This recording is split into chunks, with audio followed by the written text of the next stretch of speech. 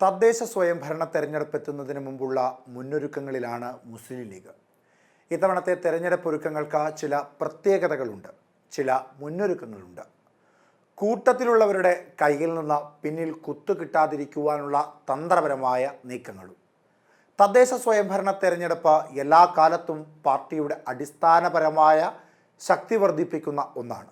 അതുകൊണ്ട് ലോക്സഭാ തെരഞ്ഞെടുപ്പിനേക്കാളും നിയമസഭാ തെരഞ്ഞെടുപ്പിനേക്കാളും കൂടുതൽ ശ്രദ്ധ കൊടുക്കേണ്ടത് തദ്ദേശ സ്വയംഭരണ തെരഞ്ഞെടുപ്പിന് തന്നെയാണെന്ന് ലീഗിന് കൃത്യമായി അറിയുകയും ചെയ്യാം. തദ്ദേശ തെരഞ്ഞെടുപ്പ് മുൻകാലങ്ങളിലേതുപോലെയല്ല.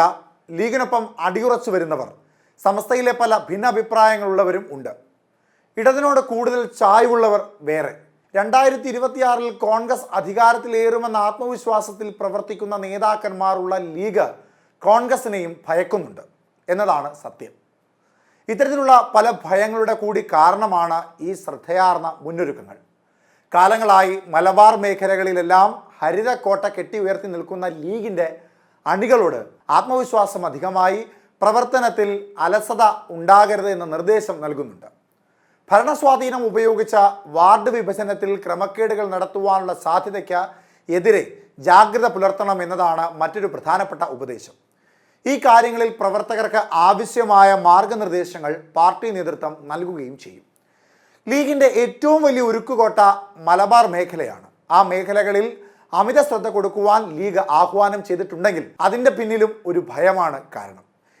അതിൻ്റെ കാരണം തെക്കൻ കേരളത്തിൽ പാർട്ടി ശോഷിച്ചു പോകുന്ന അവസ്ഥയാണ് ഇപ്പോൾ ഉള്ളത് എന്നതാണ്. മുസ്ലിം ലീഗിൻ്റെ പിന്തുണയിൽ മലബാറിൽ കോൺഗ്രസ് കൂടുതൽ നേട്ടമുണ്ടാക്കുമ്പോൾ തന്നെ തെക്കൻ ജില്ലകളിൽ പലയിടങ്ങളിലും ലീഗിനെ അകറ്റി നിർത്തുന്ന സമീപനം ഉണ്ട് കോൺഗ്രസിന്. തെക്കൻ കേരളത്തിലെ പല പഞ്ചായത്തുകളിലെയും ഉപതെരഞ്ഞെടുപ്പുകളിലും പഞ്ചായത്ത് ഭരണസമിതികളിലെ കൂറുമാറ്റത്തിലുമൊക്കെ കോൺഗ്രസും ലീഗും തമ്മിൽ പൊരിഞ്ഞ പോരാട്ടം നടക്കുകയാണ്. ഇടുക്കിയിൽ സംഭവിച്ചതും അതുതന്നെയാണ്. പാർട്ടിക്ക് ക്ഷീണമുണ്ടാക്കുന്ന ഇത്തരം സമീപനങ്ങൾ ഉണ്ടാകുന്നത് അനുവദിക്കുവാൻ ആകില്ലെന്നും നേതൃത്വം വ്യക്തമാക്കിയിട്ടുണ്ട്. അതായത് തെക്കൻ കേരളത്തിൽ കോൺഗ്രസ് ലീഗിനെ അടിച്ചമർത്തുകയും ഇല്ലാതാക്കുകയും ചെയ്യുന്ന സാഹചര്യത്തിൽ വടക്കൻ നാടുകളായ സ്വന്തം കേന്ദ്രങ്ങളിൽ ശക്തി കുറച്ചുകൂടി വർദ്ധിപ്പിക്കണമെന്നതാണ് ലീഗ് നേതൃത്വം അണികളോട് ആവശ്യപ്പെടുന്നത്. മുസ്ലിം ലീഗ് സ്ഥാനാർത്ഥികൾ മത്സരിക്കുന്ന വാർഡുകളിൽ വിമത സ്ഥാനാർത്ഥികളെ ഔദ്യോഗിക പരിവേഷം നൽകി കോൺഗ്രസ് മത്സരിപ്പിച്ച കഴിഞ്ഞകാല അനുഭവങ്ങൾ ആവർത്തിക്കുവാൻ പാടില്ല എന്ന് എടുത്തു പറയുന്നുണ്ട് ലീഗ്. പാർട്ടിയുടെ സ്വാധീന മേഖലകളിൽ അക്കാര്യത്തിൽ കൂടുതൽ ശ്രദ്ധ നൽകണം.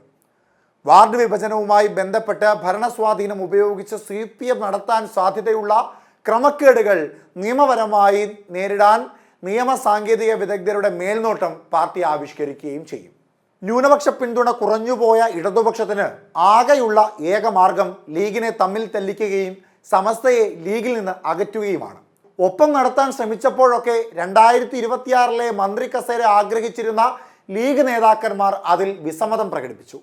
ഇടതുപക്ഷത്തിൻ്റെ ചീത്തപ്പേരുകൾ തെരഞ്ഞെടുപ്പിലെല്ലാം ബാധിക്കുമെന്ന ബോധ്യം ലീഗിനുണ്ട്. കുടിശ്ശികയുള്ള 5 മാസത്തെ ക്ഷേമ പെൻഷൻ തദ്ദേശ തെരഞ്ഞെടുപ്പിൻ്റെ പടിവാതിക്കൽ വിതരണം ചെയ്ത് നേട്ടം കൊയ്യുവാനുള്ള സംസ്ഥാന സർക്കാർ നീക്കത്തിനെതിരെ ക്യാമ്പയിൻ നടത്തുവാനാണ് ലീഗിൻ്റെ മറ്റൊരു പ്രധാനപ്പെട്ട തീരുമാനം. +1 സീറ്റ് പ്രതിസന്ധിയിൽ ഉൾപ്പെടെ പാർട്ടി നടത്തിയ പോരാട്ടം ഒരു പരിധിവരെ വിജയം കണ്ടതായും നേതൃത്വം പറയുന്നുണ്ട്. എന്നാൽ സമരം നടത്തിയ യുവ നേതാക്കന്മാരെ ആരെയും പാർട്ടിയുടെ മുഖ്യധാരയിലേക്ക് എത്തിക്കില്ല എന്ന പിടിവാശിയാണ് പ്രധാന വിഷയം. അതിൻ്റെ മറ്റൊരു ഉദാഹരണമാണ് ലോക്സഭാ തെരഞ്ഞെടുപ്പിലെ സ്ഥാനാർത്ഥി പട്ടികയിൽ യൂത്ത് ലീഗ് മുൻപോട്ട് വെച്ച പേരുകൾ വെട്ടിയത്. തൃശ്ശൂരിൽ BJP അക്കൗണ്ട് തുറന്നതിൻ്റെ കാരണങ്ങളും പാർട്ടി ചർച്ച ചെയ്യുന്നുണ്ട്. മുസ്ലിം ലീഗിന് സ്വാധീനമുള്ള ഗുരുവായൂർ മണ്ഡലത്തിൽ മുരളീധരൻ ലീഡ് നേടിയത് പാർട്ടി ആത്മാർത്ഥമായി പ്രവർത്തിച്ചതിൻ്റെ ഉദാഹരണമാണ്. തദ്ദേശ തെരഞ്ഞെടുപ്പിൽ ഉൾപ്പെടെ BJP നേട്ടമുണ്ടാക്കുന്നതിനെതിരെ അതീവ ജാഗ്രത പുലർത്തണമെന്നും നേതൃത്വം ചൂണ്ടിക്കാട്ടുന്നുണ്ട്. തദ്ദേശ സ്വയംഭരണ തെരഞ്ഞെടുപ്പ് ലീഗിന് ഒരു ജീവൻ മരണ പോരാട്ടം തന്നെയാണ്. പണ്ട് കണ്ണുമടച്ച കോടിയിൽ കുത്തുന്ന വോട്ടർമാരുടെ പിൻബലം ക്ഷയിച്ചു തുടങ്ങിയെന്ന് മനസ്സിലാക്കുന്ന ലീഗ് ഇപ്പോൾ കോൺഗ്രസിനെ കൂടി ഭയക്കുകയാണ്. വടക്കൻ നാടുകളിലെ മുടിചൂട മന്നന്മാരായ ലീഗിനെ തെക്കൻ നാടുകളിൽ കോൺഗ്രസ് ഒറ്റപ്പെടുത്തി തഴയുകയാണ്. അല്ലെങ്കിൽ ലീഗിന് അങ്ങനെ തോന്നുന്നുണ്ട്. തെക്കൻ മേഖലകളിൽ ലീഗ് സ്വാധീനം വർദ്ധിപ്പിച്ചാൽ സ്വാഭാവികമായും അത് കോൺഗ്രസിന് വലിയ ക്ഷീണമുണ്ടാക്കും. നിലവിൽ കോൺഗ്രസിൻ്റെ ഘടകകക്ഷിയായാണ് ലീഗ് നിൽക്കുന്നതെങ്കിൽ പോലും തെക്കൻ കേരളത്തിൽ കാര്യമായ രീതിയിലുള്ള സ്വാധീനം ലീഗ് ഉണ്ടാക്കിയാൽ പിന്നീട് ലീഗിൻ്റെ ഘടകകക്ഷിയായി കോൺഗ്രസ് നിൽക്കേണ്ട സ്ഥിതിവിശേഷമായിരിക്കും കേരള രാഷ്ട്രീയത്തിൽ ഉരുത്തിരിഞ്ഞു വരുവാൻ പോകുന്നത് എന്ന ഉറച്ച ബോധ്യം കോൺഗ്രസിനുണ്ട്.